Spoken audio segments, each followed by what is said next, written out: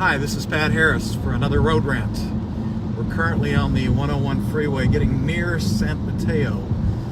Last night we were in El Dorado County speaking to the Sierra Hills Foothill Democratic Party, and we had an opportunity to talk about a lot of different topics, but the number one thing on everybody's mind was the tax bill and what's going to happen in the next few days with the Congress. A lot of the discussion is centered around some of the, what I think are some of the crazy components of the tax bill, including things like taking away deductions for student loans and taking away deductions for teachers who, for example, my mother was a school teacher, and she oftentimes spent several $100s a year of her own money getting supplies together, putting things in her school classroom, and that was something that was deductible. They're actually going to take that away from school teachers. The ridiculousness of this tax bill, I think, is further increased by the fact that there's no great call for anyone to provide tax cuts. Even the Republican Party base hasn't been calling for tax cuts. And I think what's interesting is the only two people or the only two groups that are actually looking to cut taxes are the Republican donors, the very, very wealthy Republican donors, and secondly, the White House. And the White House doesn't really care about anything having to do with tax relief. They just want something they can say they've won on.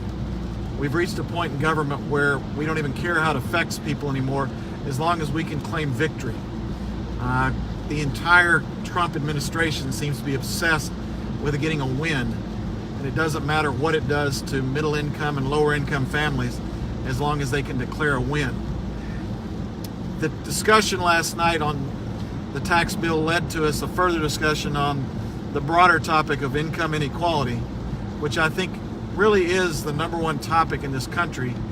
When you go around the state like we've been doing and you talk to people, I often say that, we have a lot of issues that we talk about. We talk about environmental issues. We talk about criminal justice reform. We talk about some of the things that dramatically affect people's lives. But truthfully, if you're driving down the freeway like we are now, and you look to your right, you look to your left, and you see the people in the cars, the thing that most people are concentrated on aren't issues like gun control or criminal justice reform. These are things that do affect people's lives, and they do think about and talk about. But truthfully, the thing on most people's minds are, am I going to have to take another job just so I can pay my bills?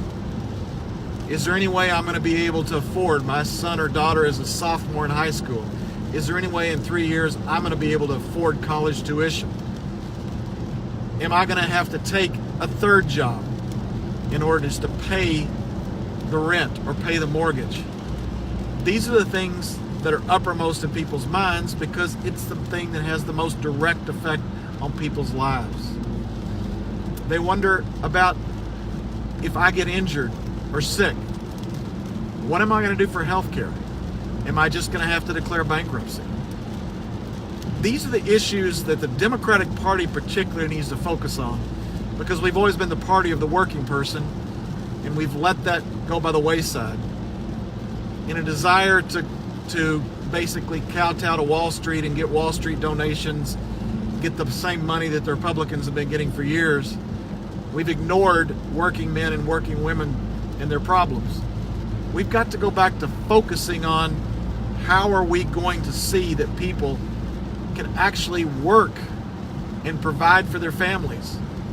The biggest single thing the Democratic Party has concentrated on over the years is, if you work hard, you will be given opportunity. And as I go around and talk to people, what you find is they don't believe that anymore. They don't believe that hard work actually equates to opportunity. The only thing hard work equates to now is a bad back and an inability to pay their bills. We have to go back to being the party of working men and women. Recently, when Dianne Feinstein announced that she was going to run for re-election, she immediately went to Beverly Hills, to the home of a billionaire, and they sat around the swimming pool sipping champagne, congratulating each other on their great policies and what they were doing to help the country. While she was in Beverly Hills at a mansion, we were in the city of Sonora talking to people. We actually went downtown to a restaurant, and we engaged a number of working people, many of whom were Republicans, talking about the things that affect them. One gentleman who had lost his job in the logging industry, and he equated it with the Democrats and environmental causes. And we talked with him, and I explained to them that, I understood where he was coming from and his frustration, but it wasn't environmental causes that cost him his job. It was the fact that his employers had seen fit to move the jobs to places where they could get cheaper labor.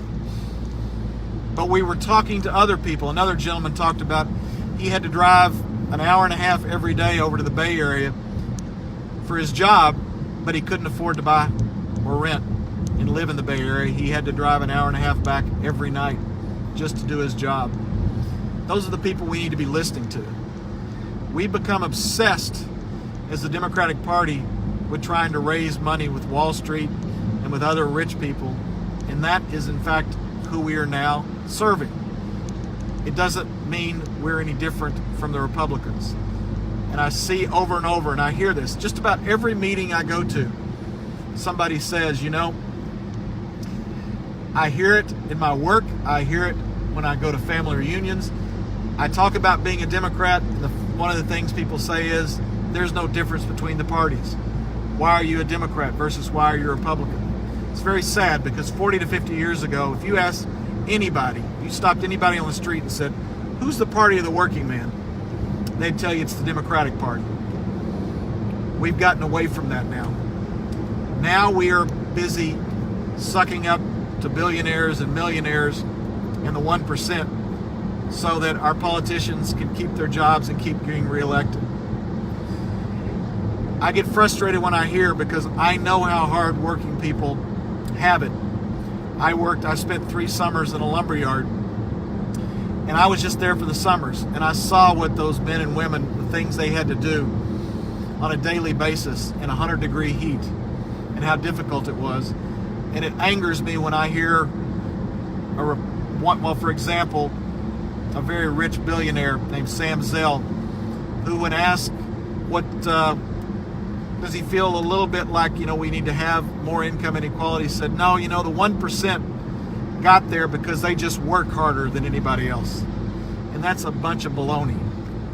Those guys working at the lumber yard, I guarantee you, are working a lot harder than Sam Zell has ever worked in his life, which I think is provable when you look at the Fortune 400 of the richest people in America. What you see, when they break it down, of that 400, a third of those 400 people inherited their wealth, never lifted a finger. They became one of the richest people in America simply by the fact of their birth and not by hard work.